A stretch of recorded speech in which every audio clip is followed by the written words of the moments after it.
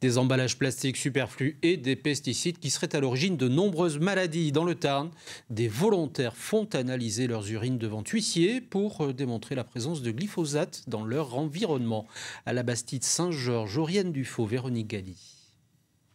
Il est 6 h du matin et le gymnase de ce petit village du Tarn est en proie à une agitation inhabituelle.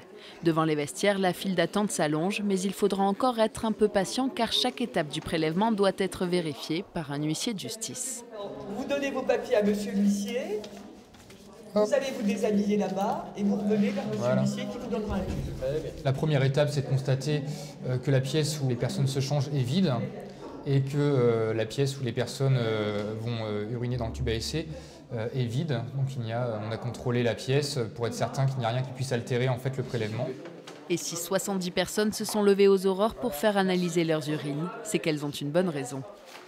Je trouve que sont épandus sur les terres autour du lieu où j'habite des cochonneries qui polluent le sol. Les pesticides, de manière générale, j'ai pris conscience il y a quand même une dizaine d'années que c'était pas bien d'en avoir dans l'assiette, ni d'en boire.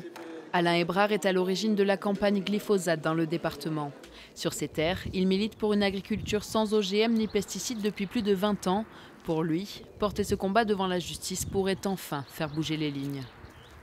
Le but de porter plainte, c'était de démontrer que 100% de la population contient du glyphosate.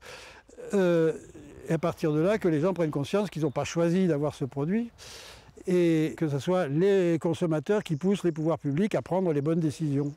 Ces prélèvements d'urine coûtent 135 € par pisseur involontaire de glyphosate, le prix à payer pour défendre leur santé et l'environnement.